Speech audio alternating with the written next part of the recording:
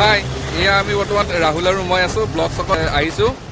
ভাবিছোঁ এবাৰ পেণ্ডেলবিলাক চাই যাওঁ, কাৰণ যিহেতু 14 তাৰিখে আমাৰ ভাৰতৰ প্ৰধানমন্ত্ৰী শ্ৰী নৰেন্দ্ৰ মোদীদেৱ আহিব, সেইবাবে আমিও আহিলোঁ এবাৰ চাবলৈ। কিন্তু ভিতৰত সোমাব দিয়া হোৱা নাই, কাৰণ সিহঁতৰ বহুত কাম বাকী আছে চাগে, সেইবাবে হোৱা নাই। আমিও আৰু সোমোৱা নাই, যিহেতু নিৰ্দেশ দিছে, মানা কৰিছে, সেইটো কাৰণে।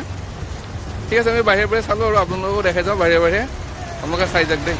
আমাৰ এই দৰংবাসীৰ বাবে অতিকৈ সুখৰ কথা, ভাল খবৰ, যিহেতু আমাৰ 14 তাৰিখে ভাৰতৰ প্ৰধানমন্ত্ৰী নৰেন্দ্ৰ মোদীদেৱ আহি আমাৰ দৰঙত দৰং মেডিকেল কলেজ আধাৰশিলা স্থাপন কৰিব। সেইবাবে আপোনালোকে চাওকচোন, পেণ্ডেলটো ইমান সুন্দৰ, ইমান ডাঙৰ পেণ্ডেল বনাইছে। মই ভিতৰত যোৱা হোৱা। আমাৰ দেশৰ যশস্বী প্ৰধানমন্ত্ৰী, বিকশিত ভাৰতৰ খনিকৰ চৰ্দাৰ শ্ৰী নৰেন্দ্ৰ মোদী ডাঙৰীয়া পবিত্ৰ দৰং ভূমিলৈ উষ্ম আদৰণি জনাইছো আমি সকলোৱে। আপোনালোকে সকলোৱে আহক, 14 তাৰিখে ইয়াতে লোকাৰণ্য হৈ পৰিব, সকলোৱে আহিব। ধন্যবাদ। আপোনাৰ ঘৰটো ক'ত দাদা? জনালটো ঘৰ ইয়াতে আহিলে আৰু আহিব টাইম নাপায়েতো, সেইটো কাৰণে।